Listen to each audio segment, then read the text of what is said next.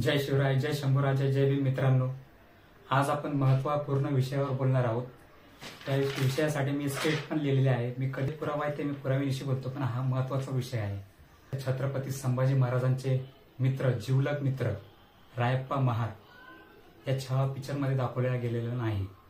त्यांचा एवढा जिवलग मित्र आहे, त्याबद्दल काहीच सांगितलेलं नाही. त्याबद्दल आपण सगळं माहितीपूर्वक तुम्हाला सांगणार आहे. त्या व्हिडिओमध्ये शेवटपर्यंत तुम्हाला सगळं सांगणार आहे. आणि माझ्याकडे पुरावा आहे मित्रांनो. नामदेवराव जाधव प्राध्यापक आहेत मोठे, त्यांनी लिहिलेलं पुस्तक आहे खरा संभाजी. हे पुस्तकच्या आधारावर मी हे बोलणार आहे. तुम्हाला पाहिजे असेल तर फ्लिपकार्ट, अमेझॉन हे सगळीकडे उपलब्ध आहे. ते पुस्तक तुम्ही मागवा. जसं छत्रपती शिवाजी महाराजांचा खरा मित्र होता, मग त्यांना वाचवणारे होता जीवा म्हणून वाचला शिवा. होता जीवा म्हणजे कोण? बाजीप्रभू देशपांडे, जीवा महाल असे अनेक त्यांचे सरदार होते, ज्यांच्यामुळे छत्रपती शिवाजी महाराज हे सुरक्षित राहिले. तसेच संभाजीराजाच्या जीवनामध्येही लोक आहेत. त्या लोकांबद्दल देशातील जाऊ द्या, महाराष्ट्रातील लोकांना सुद्धा माहिती नाही. महाराष्ट्रातील लोकांना काय माहिती? खोटा इतिहास. तो शिर्के फॅमिली, ती फॅमिली दाखवली आहे छावा पिक्चरमध्ये. जे हे छत्रपती शिवाजी महाराजांचा पिक्चर किंवा छत्रपती संभाजी महाराजांचा पिक्चर हे लोक काढतात, तो पूर्ण इतिहासावर आधारित नसतो. 95 म्हणजे 95% हे काल्पनिक पात्र असतं आणि 5%च काही दाखवलं तर इतिहास दाखवतात. 5%, जास्तीत जास्त 5% मी बोलतो. नाहीतर पूर्ण काल्पनिक दाखवतात. फक्त ते किरदार घेतात, इतिहासामधून नाही का ते पात्र घेतात. कोणचा पात्र कुठं होता, का होता, एवढेच पात्र घेतात. बाकी ते काही दाखवत नाही. तर मी तुम्हाला सगळं सांगणार आहे व्हिडिओमध्ये, शेवटपर्यंत. तसंच ज्या कादंबऱ्या असतात ना, त्याही कादंबऱ्याच्या आधारावर ते चित्रपटवाले घेतात. त्या कादंबऱ्या सुद्धा काल्पनिक असतात. आपण जसा चित्रपट बनवतो ना, तशाच कादंबऱ्या सुद्धा बनतात. कादंबऱ्या हे खरोखर नसतं. त्यामध्ये सुद्धा कादंबऱ्यांमध्ये सुद्धा काल्पनिक पात्र आहेत. तुम्ही प्रत्येक कादंबऱ्या बघितल्या असतील मराठीच्या, प्रत्येक विषयामधल्या, हिंदी, मराठी, इंग्लिश, प्रत्येक विषयामधल्या तुम्ही कादंबऱ्या बघितल्या असतील. ते पूर्ण काल्पनिक असतात. त्याच्यावर विश्वास ठेवण्यालायक काहीच नसतं. आणि जेवढा आपण शिव इतिहास वाचतो, तो सगळा शिव इतिहास पूर्वीपासून कोणी लिहिला तुम्हाला मी सांगतोय. शिव इतिहासाच्या बाबतीत महाराष्ट्रातच नव्हे तर पूर्ण देशामध्ये खूप वाईट दुर्दैव आहे. ते का तुम्हाला सांगतो. बराच जो इतिहास आहे, शिवकालीन इतिहास, शिवकालीन संभाजी महाराजांचा कालीन, तो पूर्ण इतिहास ब्राह्मणवादी विचारसरणीचा इतिहास आहे. तो सगळा ब्राह्मणवादी विचारसरणीमधून लिहिलेला गेलेला आहे.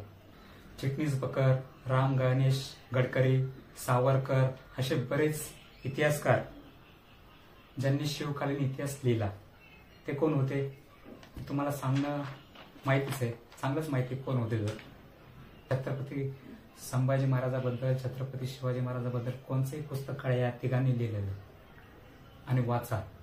काय दिसतं तुम्ही सांगा मला. मग तुम्ही सांगता ना, मी काही पण चुकीचं सांगतो. चुकीचं काहीच नाही. जे आहे ते तुम्हाला स्वतःला कळेल. मी तर काही सांगतच नाही तुम्हाला. असे जे बरेच ब्राह्मणवादी शिवकालीन इतिहास लिहिणारे होते, ते सगळं त्यांचा अजेंडा होता. त्यांना फक्त खोटा इतिहास पसरवायचा होता तुमच्या समोर, आणि तो त्यांनी पसरवला देखील. आणि जो खरा इतिहास आहे तो तुमच्या समोर आलेला नाही. आणि त्याच खऱ्या इतिहासाबद्दल मी तुम्हाला आज सांगणार आहे. नामदेवराव जाधव हे मोठे प्राध्यापक आहेत. यांनी ते पुस्तक लिहिलेलं आहे खरा संभाजी. याबद्दलच मी आज तुम्हाला सांगणार आहे. व्हिडिओमध्ये शेवटपर्यंत तुम्हाला सगळं सांगणार आहे मी, A to Z. तुम्ही जेवढे ते वाचलेत, पिक्चर बघितले, हे बघितले, त्यामध्ये रायप्पा महार हे कुठेच दाखवलेले नाहीत. रायप्पा महार कुठे दिसतात तुम्हाला?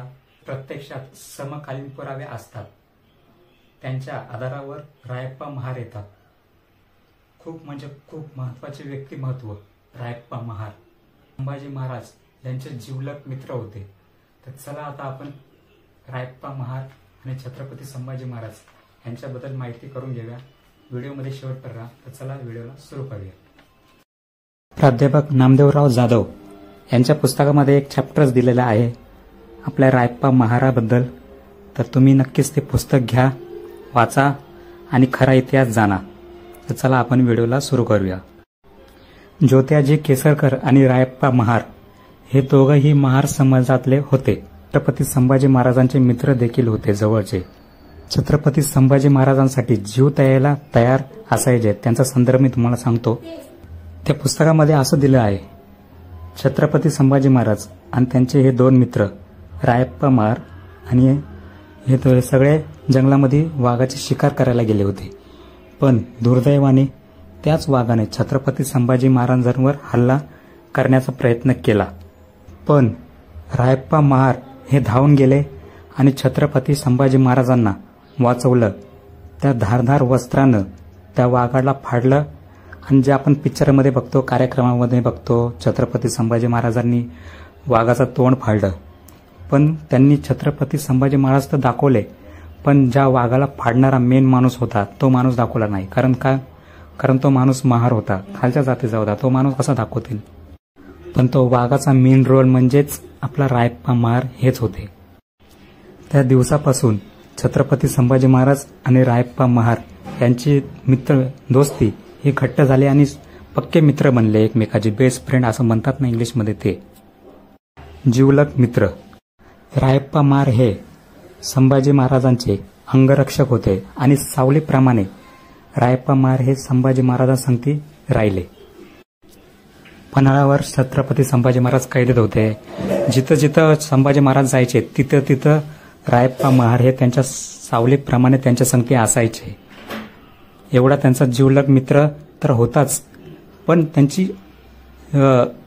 अंगरक्षक म्हणून ते जास्त राहायचे. मित्र म्हणून नाही तर अंगरक्षक म्हणून जास्त राहायचे. एवढंच नाही तर छत्रपती संभाजी महाराजांसाठी ते स्वतः शहीद झाले. एवढे त्यांची मित्रता होती आणि ते अंगरक्षक हीच होते. आता आपण पाहूया संभाजी महाराजांना संगमेश्वरला पकडलं गेलं तेव्हा जे शंभूराजांच्या दरबारामध्ये जो ब्राह्मण वर्ग होता, ब्राह्मण त्यांचा स्टाफ होता संभाजी महाराजांच्या महलामध्ये, त्या लोकांनी छत्रपती संभाजी महाराजांसंगती घात केला आणि छत्रपती संभाजी महाराज यांना पकडून दिले. ते कोणाला पकडून दिले? औरंगजेबाला. तर या ब्राह्मण वर्गाची आधीपासूनच प्लॅनिंग चालू होती. ती कधीपासून प्लॅनिंग चालू होती तुम्हाला सांगतो. जेव्हापासून जे भट ब्राह्मण होते त्यांना पायरीच्या पायाखाली दिले होते तेव्हापासून हे यांचं कट कारस्थान चालू होतं की संभाजी महाराज याला मारायचंच आहे. तेव्हापासून यांचं कट कारस्थान चालू होतं. मग नंतर त्यांनी कट कारस्थान प्रत्यक्षात रचलं आणि औरंगजेबा यांना पकडून दिलं छत्रपती संभाजी महाराजांना. आपण म्हणतो फितोरी ही शिर्के घराण्याने केली, पण ही शिर्के घराण्याने फितोरी केली नाही. ही त्यांच्याच सरदारांनी, जे भट ब्राह्मण त्यांचे जे सैनिक होते त्यांच्या घराण्यामध्ये काम करायचे, त्यांनीच ती फितोरी केली आणि पकडून दिले. त्या दिवशी ज्या दिवशी छत्रपती संभाजी महाराजांना पकडण्यात आलं त्या दिवशी रायप्पा महार तिथे नव्हते. त्यामुळे हा घातपात घडून आला. जर तिथे रायप्पा महार असते तर यांची काहीच लायकी नव्हती की संभाजी महाराजांना पकडण्याची. त्यांना हे नंतर कळलं की संभाजी महाराज पकडले गेले. आक्रोश मार्गे नगरच्या साईडने त्यांना नेण्यात आलं आणि ते सगळं आणून औरंगजेबाच्या छावणीमध्ये संभाजी महाराजांना ठेवण्यात आलं. आणि त्या छावणीमध्ये छत्रपती संभाजी महाराजांचे प्रचंड हाल झाले. त्यांची तिथं धिंड काढण्यात आली. त्यांच्या संगती एवढे भयानक हाल करण्यात आले, खूप असे भयानक हाल करण्यात आले. आणि संभाजी महाराजांवर हाल होत असताना तिथे रायप्पा महार शेवटी पोहोचलेच. ते कशाच्या रूपात पोहोचले? एक औरंगजेबाच्या सैन्याच्या रूपामध्ये तिथं पाणी वाटायला असे पोहोचले. रायप्पा महार यांना दिसत होतं की आपल्या राजावर किती हाल होत आहेत, किती हे औरंगजेब परेशान करतोय त्यांना. खूप स्वराज्याच्या मालकाचे हाल असे होत आहेत हे बघून रायप्पा महाराला राहवलं नाही आणि तिथेच त्यांनी तलवार काढून 3-4 लोकांना कापून काढलं. पण शेवटी त्यांना पकडण्यात आलं, कारण औरंगजेबाचं सैन्य हे लाखोच्या संख्येने होतं. नंतर रायप्पा महारला पकडून तिथे त्यांना तुकडे तुकडे करण्यात आले आणि फेकून दिले. कारण 1 लाखाच्या सैन्यापुढे काहीच राहू शकत नाही. तरी पण त्यांनी ते जिगरा दाखवला, डेअरिंगबाज केली आणि केलं. 4-5 लोकांना मारलं, पण शेवटी तेही शहीद झाले. बघा, छत्रपती संभाजी महाराजांसाठी शहीद होणारा कट्टर मावळा रायप्पा महार. त्या जीवाची कसलीच पर्वा न करता आपल्या राजाला वाचवण्यासाठी हा माणूस तिथे शहीद झाला. तुकडे तुकडे झाले या रायप्पा महाराचे. तरी पण हा रायप्पा महार कुठेच दिसत नाही, कुठल्याच इतिहासाच्या पुस्तकात दिसत नाही. आता आपण पाहूया नामदेवराव जाधव काय बोलतात त्यांच्या पुस्तकामध्ये. हे खूप महत्वाचे, तुम्ही ध्यान देऊन ऐका मित्रांनो. नामदेवराव जाधवनी काय लिहिलंय ते वाचून सांगतो तुम्हाला की ज्या वेळेला महाराष्ट्रातील सगळे वीर वतनदार छंड होऊन आपल्या माझघरात बसले होते, तेव्हा रायप्पा महारासारखी सर्वसामान्य माणसे आपल्या राजासाठी आपल्या प्राणाचं बलिदान देत होते. याचं कारणही तसंच होतं. छत्रपती शिवरायांचं स्वराज्य आणि छत्रपती संभाजी महाराजांचं स्वराज्य हे या वतनदारांच्या विरोधात होतं. हे सर्वसामान्य उपेक्षित शेतकरी वर्ग यांना न्याय देणारं होतं. या स्वराज्यामुळे अनेक शोषितांचा उद्धार देखील झाला होता. अशी सगळी सर्वसामान्य माणसं रयत राजाच्या पाठीमागे उभे होती खंबीरपणे. परंतु वतनासाठी चटवलेले वतनदार मात्र स्वराज्य बुडावे यासाठी प्रयत्नशील होते आणि म्हणूनच बरेचसे त्यातले फितूर सुद्धा झाले होते संभाजी महाराजांना मारण्यासाठी आणि छत्रपती शिवाजी महाराजांना मारण्यासाठी. या रायप्पा महाराच्या बलिदानाने पुन्हा एकदा सिद्ध झाले की संभाजी महाराजांवर सर्वसामान्य जनता किती अलोट, म्हणजे किती अति जास्त प्रेम करत होती जनता. एवढी महान त्यांचे कर्तृत्व होते संभाजी महाराजांचे आणि शिवाजी महाराजांचे. एक महान रयतेचा राजा अशी छत्रपती संभाजी महाराजांची मोठी प्रतिमा निर्माण झाली होती एवढ्या लहान वयातच. आणि त्यांच्यासाठी म्हणूनच रायप्पा महारासारखे जे अंगरक्षक होते ते स्वतःच्या प्राणाची आहुती देतात, बलिदान देतात, शहीद होतात. पण मला एवढं कळत नाही की एवढं मोठं बलिदान दिलं रायप्पा महारांनी, तर यांची चर्चा का केली जात नाही बरं? त्याचं कारण, रायप्पा महाराची चर्चा केली की गणपत महार येतो, गणपत महार झाले की सिद्धनाथ महार येतो. आता तुम्ही बोलाल गणपत महार कोण होते, तर मी तुम्हाला सांगतो. जेव्हा संभाजी महाराजांचे तुकडे तुकडे केले होते तेव्हा औरंगजेबाने सांगितले होते की याचे जर तुकडे कोणी वेचले आणि शिवले तर त्याला खूप भयंकर सजा देण्यात येईल. पण आपला गणपत महार हा रस्त्यावर उतरून लढला म्हणजे त्यांनी जेवढे तुकडे केले होते संभाजी महाराजांनी ती सगळी गोळा केले आणि शिवली. आणि तुम्ही बोलाल मित्रांनो तर औरंगजेब तर मुसलमान होता, त्यांनी अशा प्रकारे का मारलं? तर मित्रांनो तुम्हाला सांगतो, औरंगजेबाने असा कधीच हत्या केली नव्हती कोणाचीच. ही पहिलीच हत्या होती. आणि ती हत्या कोणी केली? जे संभाजीजेबासंगती होते, जे ब्राह्मण सहकारी आणि संभाजी महाराजांच्या विरोधात होते, तर त्यांच्या त्या मनुस्मृतीनुसार संभाजी महाराजांची हत्या करण्यात आली.